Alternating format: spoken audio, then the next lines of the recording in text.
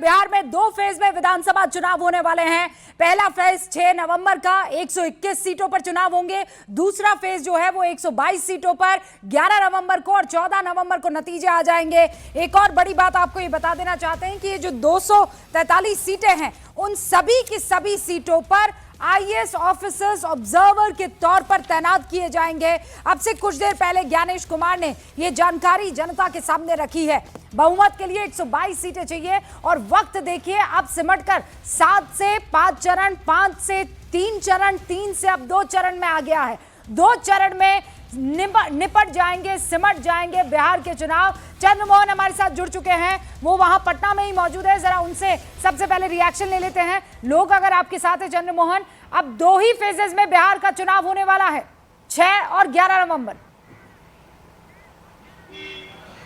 बिल्कुल, देखिए इसके पहले जो भी चुनाव हुए हैं वो 3 फेज से ज़्यादा में चुनाव होते रहे हैं, लेकिन ये पहला बार ऐसा देखने को मिल रहा है जब बिहार में 2 फेज में चुनाव हो रहे हैं। और ये पहले भी अनुमान लगाया जा रहा था और चुनाव आयोग से जो जानकारी मिल रही थी उसके मुताबिक 2 से 3 फेज में चुनाव कराने की बात हो रही थी, लेकिन 2 फेज में अगर चुनाव हो रहा है तो ये बिहार के लिए बहुत बड़ी बात है। और हम अभी मौजूद हैं तेजस्वी यादव के घर के आवास के बाहर।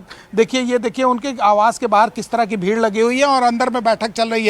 जो लेफ्ट के नेता हैं वहां पर पहुंचे हुए हैं और तमाम जो आरजेडी के नेता हैं वो उनके घर के बाहर इंतजार कर रहे हैं कि कब तेजस्वी यादव बाहर आएंगे और उसके बाद क्या कहते हैं। मीडिया का भी जमावड़ा है ताकि तेजस्वी यादव नेता प्रतिपक्ष हैं और ऐसे में अब तारीखों का ऐलान हो गया है तो उनके तरफ से क्या कहा जाता है ये सबसे महत्वपूर्ण है। लेकिन जिस तरह से चुनाव आयोग ने 2 फेज में चुनावों का ऐलान किया है ये साफ तौर पर दिखा रहा है। और जो यहाँ पर बैठकी हुई थी उसमें भी यह तय कर लिया गया था। पहली मर्तबा चीजें हो रही हैं चंद्रमोहन, दर्शकों को एक बार बता देते हैं। कुछ 17-18 पॉइंट्स थे जो चुनाव आयुक्त की तरफ से, मुख्य चुनाव आयुक्त की तरफ से, सीईसी की तरफ से कहा गया।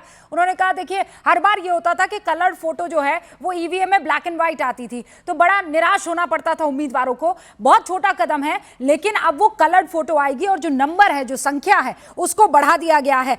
एक पोलिंग बूथ पर अधिकतम 1200 ही जो वोटर्स हैं वो वोट डालेंगे, उससे ज्यादा नहीं, ताकि सुविधा हो सके। लंबी लंबी जो ये कतारें लगती थी वो कम हो सके। अच्छा, बूथ पर 100% जो है वो वेबकास्टिंग यानी इंटरनेट पर लाइव प्रसारण होता रहेगा। आप जहां के भी हैं और आपका दिल करता है कि आप देखें किस तरीके की वहां पर इस वक्त वहां प्रोसेस चल रहा है, चुनाव कैसे चल रहा है, कोई धांधली तो नहीं हो रही, कोई गड़बड़ी तो नहीं हो रही, तो आप वेबकास्टिंग जो है उसकी लगातार जारी रहेगी। तो ये बड़ी खबर है। पहला चरण 6 नवंबर को, दूसरा चरण 11 नवंबर को। 121 सीटों पर पहला चरण निपट जाएगा, दूसरा चरण 122 सीटों पर और नतीजे आएंगे 14 नवंबर को। न्यूज़ 18 इंडिया पर सबसे पहले नतीजे आप देखने वाले हैं और सबसे क्रेडिबल सोर्सेस के तहत जो है ये जानकारी आप तक पहुंचाने वाले हैं हम। बूथ के बाहर मोबाइल जमा करने की अब तक सुविधा नहीं हुआ करती थी, वो सुविधा भी रख दी गई है। अच्छा, पहली बार ऐसा होगा कि 243 सीटों पर ऑब्जर्वर्स रखे जाएंगे और ये बाहर के आईएएस ऑफिसर होंगे। वन स्टॉप डिजिटल प्लेटफॉर्म, अब तक ये था, ज्ञानेश कुमार ये बता रहे थे कि अलग अलग ऐप्स हमने जारी की है क्योंकि डिजिटल जमाना है। तो 40 अलग अलग हमारी जो ऐप थी चुनाव आयोग की, वो ऐप अब सबकी सब क्लब कर दी गई है।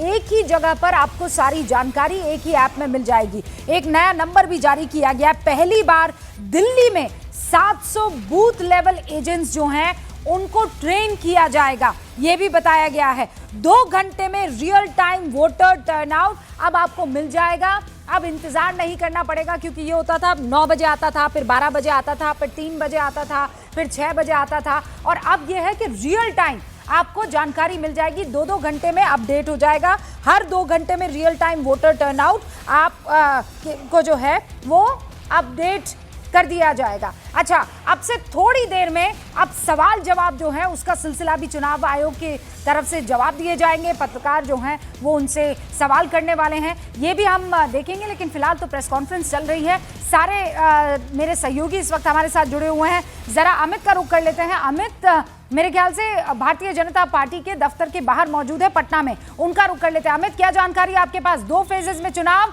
अब ये तय हो गया है।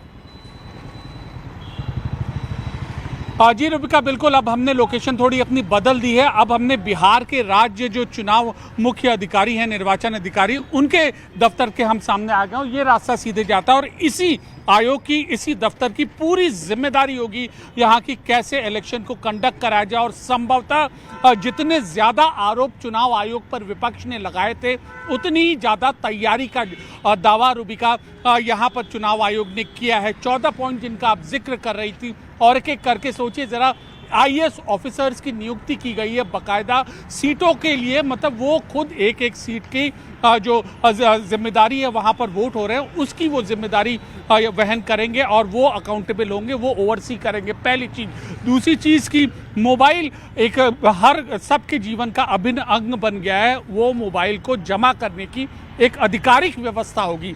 तो इस तरीके के कदम चुनाव आयोग ने उठाए वेबकास्टिंग की।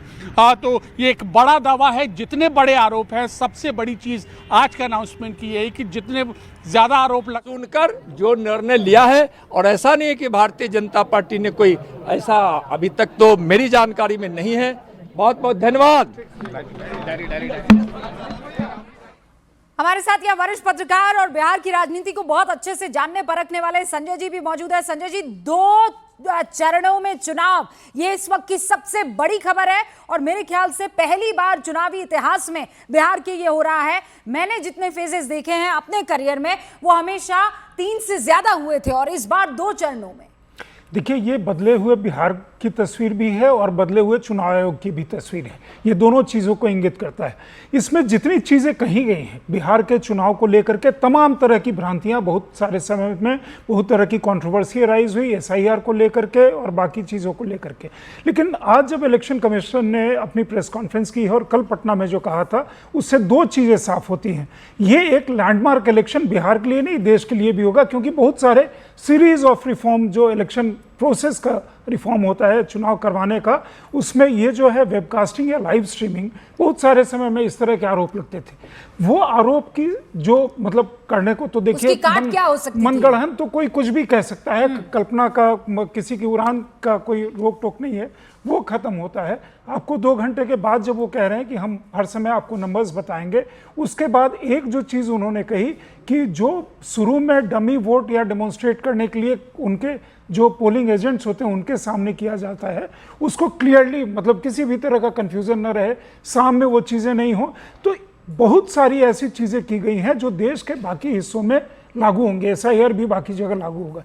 तो ये जो चुनाव आयोग ने जो अनाउंसमेंट किए हैं, चाहे वो ऑब्जर्वर्स को लेकर के हो या बाकी चीज़ को लेकर के हो, लेकिन जो 2 और 3 या 4 चरण की पहले के चुनाव की और इस चुनाव की बात करें, मैं इसलिए कह रहा हूं कि बदले हुए बिहार की तस्वीर है कि बिहार एक समय में नोटोरियस था। जैसे अभी आप जब कार्यक्रम में हम आए थे, वेस्ट बंगाल की आप एक तस्वीर दिखा रही थी कि जिसमें राहत कार्य को लेकर के इतना बवाल मच गया जी जी। चुनाव में, मतलब वो वायलेंस की जो चीज थी वो काफी समय से नहीं, इनफैक्ट मुख्य चुनाव आयुक्त ने बहुत क्लियरली, उनका टोन और टेनर बदल गया जब उन्होंने कहा कि ये किसी कीमत पर बर्दाश्त नहीं किया जाएगा कि आप वोटर्स को इंटिमिडेट करें। अगर ऐसी कोई भी सूचना हमें मिलती है तो सख्त से सख्त एक्शन जो है वो लिया जाने वाला है। हमारे साथ 2 मेरे सहयोगी इस वक्त जुड़े हुए हैं और देखिए अब 4:49 हो रहे हैं, 4:50 पर गूंज शुरू भी होने वाला है। लेकिन आज है तारीखों की गूंज का वक्त। तारीख क्या, 2 फेजेस में बिहार में चुनाव होने वाले हैं। चुनावी शंखनाद हो गया है। 11 नवंबर, 6 नवंबर को पहला फेज और 11 नवंबर को दूसरा फेज। 14 नवंबर को चुनाव के नतीजों का ऐलान हो जाने वाला है।